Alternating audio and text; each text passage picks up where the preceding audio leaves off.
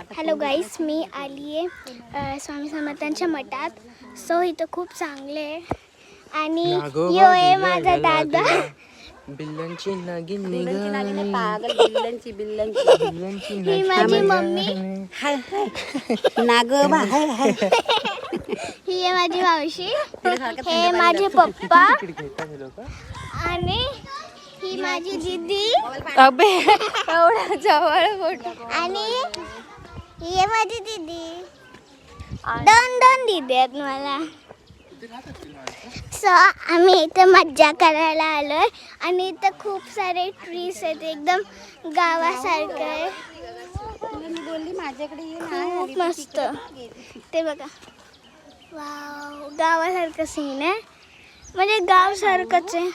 हाय. आणि इथं बोल ना. आणि हे स्वामी समर्थांच्या मठात आलेलो. मग स्वामी समर्थांची अंगठी घेतली. ही अंगठी भेटते फक्त तिथे. मम्मा या मठचं नाव काय आहे ग?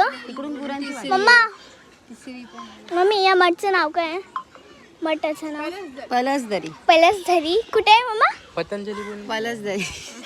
कुठे पलसदरी स्टेशनला उतरायचं. पलसधरी स्टेशनला उतरायचं.